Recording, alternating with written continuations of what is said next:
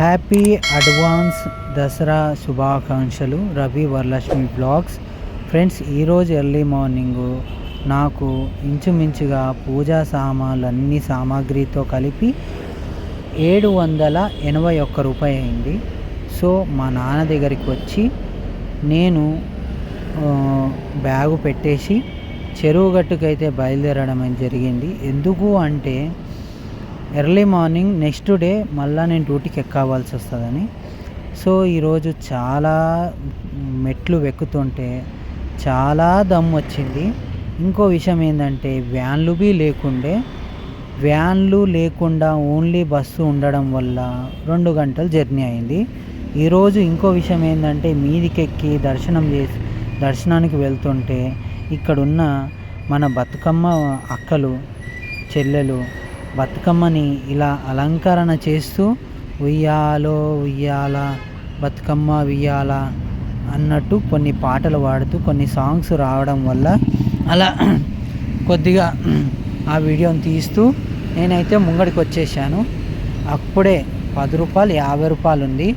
కానీ నాకెందుకో 10 రూపాయల్లో వెళ్తే మళ్ళీ వస్తామో రామో నమ్మకం లేదని 50 రూపాయల లైన్లో వచ్చినాం. సో మొత్తానికైతే మీదికి వచ్చి దర్శనం అయితే చేసుకున్నాం. కొద్దిగా అయితే అక్కడక్కడ ఇబ్బంది అనిపించింది. టోటల్గా దర్శనానికి 3 గంటలన్నర పట్టింది. ఇంకా తర్వాత జడ్జలింగేశ్వర స్వామిని లోపటి నుంచి వెళుతున్నప్పుడు ఇక్కడ కళ్యాణ వైభవం ఈ 9 రోజులు జరుగుతాయి అని ఇక్కడున్న పంతులు వారు అయితే చెప్పడం అయితే జరిగింది. సో ఫ్రెండ్స్, ఇంకా విశేషాలు చాలా ఉన్నాయి. లాస్ట్కి అయితే జడజలింగేశ్వర స్వామిని కొద్దిగా కొండ మొత్తం తీసేసి దాన్ని పలగొట్టి కొద్దిగా మంచిగా చేసిరని అనుకుంటున్నాను. సో అక్కడి నుంచి బతుకమ్మ శ్రీ కాలభైరవ గుడి నుంచి చాలా విశేషాలు అయితే చోటు చేసుకున్నాయి. ఇంకో విషయం ఏంటంటే అక్కడ వచ్చే వాళ్ళందరూ చాలా కొత్త వాళ్ళే, పాత వాళ్ళైతే కాదు. కొత్త వాళ్ళకి పాలు, ఒక విభూది ఇవన్నీ తీసుకుపోవాలని ఒక చిన్న మాట చెప్పుకోకుండా చాలామంది అయితే ఇలా వచ్చేస్తున్నారు. సో చాలామందికి నేను కలిసిన వాళ్ళందరికీ చెప్పడం అయితే జరిగింది. శ్రీ రేణుక ఎల్లమ్మ తల్లిని అయితే మీరు ప్రత్యక్షంగా చూస్తున్నారు. సో మీకు నచ్చితే లైక్, షేర్, సబ్స్క్రైబ్ ఇవన్నీ మరిన్ని వీడియోలు చూడాలనుకుంటే మా ఛానల్ని సబ్స్క్రైబ్ చేయండి. ఇంకో విషయం ఏంటంటే మొన్నటి వరకు సబ్స్క్రైబ్ అది మానిటేషన్ అయిన తర్వాత రెన్యూలోకి వెళ్తే మాకు అడ్రస్ చేంజ్ చేయడం వల్ల అక్కడ కొద్దిగా ఫాల్ట్ కావడం వల్ల మానిటేషన్ రీకన్సిల్ అయింది. తర్వాత మానిటేషన్ ఈరోజు సక్సెస్ అయింది. కానీ ఒక 2-3 వీక్స్ పడుతుందంట. చూద్దాం. లాస్ట్కి అయితే పార్వతమ్మ గుడికి వచ్చాను. పార్వతమ్మ గుడి దగ్గర గర్భగుడి దగ్గర ఇది. సో గర్భగుడి దగ్గర అమ్మవారిని ఇలా దర్శనం అయితే చేసుకున్నాను. ప్రతిసారి దర్శనం చేసుకోవాలంటే అమ్మవారిని బయట నుంచే చేసుకునేది, కానీ ఇప్పుడు లోపల నుంచి చేసుకుంటున్నాను. మార్నింగ్ 5:30 అయింది. 5:30కి కార్ ఎక్కితే 6:45కి ఎల్బీ నగర్లో దిగిండే. అక్కడి నుంచి ఇంకా నేను వర్క్కి వచ్చేస్తానని వరలక్ష్మికి ఫోన్ చేసి చెప్పినాను. కానీ దర్శనం మాత్రం చాలా బాగా, చాలా ఆనందంగా, ప్రశాంతంగా, ఇంత బాగా అవుతుందని నేను అనుకోలేదు.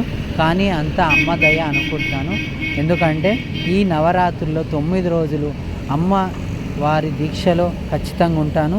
సో ఈ 9 రోజులు ఎలా ఉంటాను అనేది ఈ ఒక వీడియో నేను మ్యాక్సిమం కొద్దిగా గ్యాదర్ చేసిన వీడియోని మాత్రమే రిలీజ్ చేస్తున్నాను. ఏమనుకోకండి. ఇంకొద్దిగా వీడియోని మాత్రం ఇంటికి వెళ్ళిన తర్వాత వీడియో చేస్తానని మనవి చేస్తున్నాను. నేను ఇంటికైతే వెళ్ళలేదు. తర్వాత మా వరలక్ష్మి ఇంట్లో ఈ విధంగా అయితే పూజ చేసింది. మీకు ఎలా ఉందో కింద కామెంట్ చేయండి. ఎందుకంటే ఇంతసేపు కన్నా ఎక్కువ మాట్లాడితే నా గొంతు ఆగిపోతుందేమో అనిపిస్తుంది.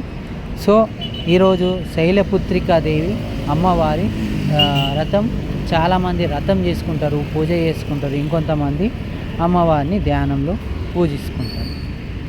అయితే వరలక్ష్మికి చెప్పాను, నేను ఇక్కడ ఇంటికాడ వర్క్ దగ్గర ఉంటాను, నువ్వు పూజ చేసేయంటే సరే నేను చేస్తాను, కానీ నవధాన్యాలు ఎలా అని అంటే ఎవరు పెట్టినా ఒకటే, ఏమనుకోకుండా అమ్మ మీద మొక్కి నవధాన్యాలు అయితే పెట్టు అని అన్నాను.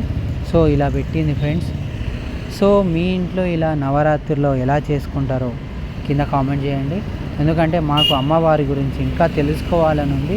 వీడియోలు చూసినా ఇంకేం చూసినా మ్యాక్సిమం మీ నుంచి తెలుసుకోవడం కొద్దిగా మా ఒపీనియన్. సో లాస్ట్కి అయితే మా వరలక్ష్మి ఈరోజు చాలా ఆనందంగా ఉంది. నేను అనుకున్నాను చెయ్యదేమో అని అనుకున్నాను, కానీ చాలా బాగా అయింది. Thanks for watching. గవర్నమెంట్ తీసుకుంటుంది మనకి వచ్చేటి అవే వస్తాయి అట్లా.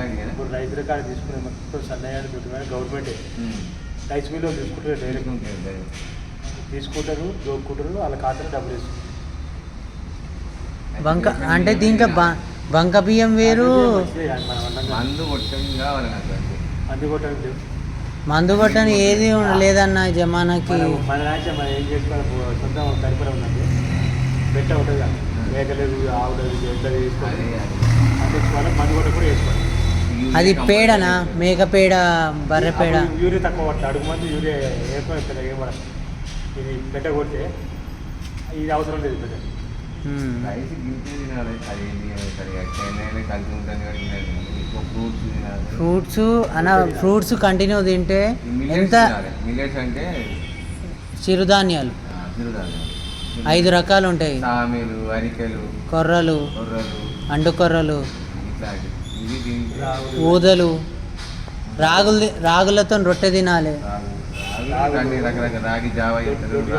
నైట్ పూట జావ చేసి అటుకల పెట్టాలి. పొద్దుగాల తీసి చల్ల పలస చేసి చల్లగా నీకు కూడా తెలుసా అన్న, రాగి జావ నైట్కి పెరుగు కలిపి పెట్టేసేయాలి. పెరుగు అప్పుడు తాగితే కూడా కలుపుకోవాలి, స్మెల్ రాకుండా ఉంటుంది. నైట్ కూడా కుండలు వేసి పెట్టాలి, 5 నెలలు కుండలు పెట్టాలి. నువ్వేమేమి తిన్నావే? 50% పెడతా. కాదే నువ్వు జొన్న బాగా తిన్నా, మా సైడ్ మొత్తం జొన్న అన్నం తిన్నా. జొన్న అన్నం ఎట్లయితే చెప్పు. జొన్నలు మా సైడ్ మొత్తం అప్పుడు మరి 10 వరకు పంట ఇచ్చేది, జొన్నలే పండించేది, సజ్జలు జొన్నలు. అది దంచుతుండేనా? దంచుతుంటే రోడ్లు వేసి పెద్ద పెద్ద రోడ్లు ఉంటాయి, అది రోకళ్ళు కట్టెలు ఉంటాయి కదా, కింద కడమలాగా పొండ ఉంటుంది. దంచి మొత్తం చెరిగి పొండ పోయిన తర్వాత మళ్ళీ ఇంకో రౌండ్ వేసి పచ్చడి అయ్యి ఓకే ఉడకబెట్టి కథ బరపడ చేసి. మరి దాంట్లో గంజి ఏం చేస్తుండే? గంజి గిజ్జి ఏం చేయగంజి ఆడకాడికి పెడతాడు. మొత్తం ఇట్లా గుజ్జు లాగా వస్తుండే. గుజ్జులాగా వస్తుండే, అల్ల చల్ల ఉంటుంది, పల్సా చేసి అల్లే వస్తుంది. అంటే గంజి ఇప్పుడు జొన్నలు బియ్యం అంటున్నావు కదా, అది ఎన్ని గంటలు నానబెట్టాలి, ఎన్ని గంటలు? జొన్నలు నానబెట్టి అవసరం లేదు, మొత్తం నీకు మిక్సీ వాడితే పెట్టుకున్నప్పుడు. ఇప్పుడు మనం తినాలంటే ఇప్పుడు తినాలంటే ఏం చేయాలి, గిన్నె పట్టించుకోవచ్చు, కాకపోతే మెత్తగా పట్టి వరద పట్టి అది మిక్సీ వాడితే మేలు అంటావా? మిక్సీ ఎందుకు పట్టరు, అది ఖరాబ్ అవుతుంది. గిన్నె ఏం చేయాలంటే దొడ్డుగా పట్టరు. ఇక్కడ మన పిండి మిషన్లో పోయి అడిగితే అంబాలికి ప్లస్ రాగుల్లో కలుపుకొని తినని తాగనికే సలవా. అది వేడి, నా బాడీ వేడి, హీట్ బాడీ.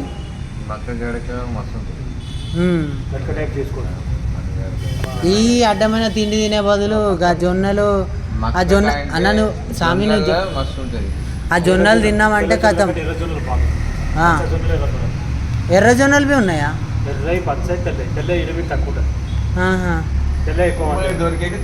అన్న తెల్లవేమో 70 రూపాయలు ఉంది, పచ్చ జొన్నలు ఏమో 90 రూపాయలు అయింది. ఎర్ర జొన్నలు అయితే కనిపించలే అన్న, నేనైతే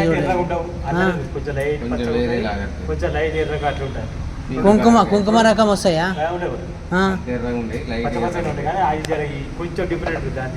కొన్ని చోట్ల ఏమో కలర్ కలిపి పెట్టేస్తురయ్యా. గంజి మలక్పేట గంజి కదా, రైట్. మా మామవి చెప్పిండు స్వామి.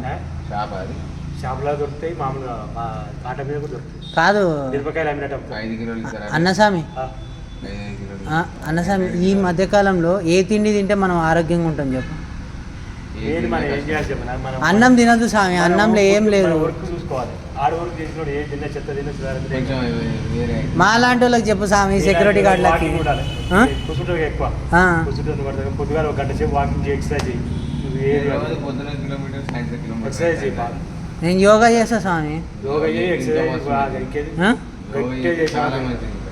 మేము ఆడ వరకు చేస్తాం కదా, కొద్దిగా నేను అర్ధగంట సేపు ఎక్సర్సైజ్ కేటాయిస్తాను. చేయని రోజు మొత్తం బాగా దివాలు ఉంటుంది.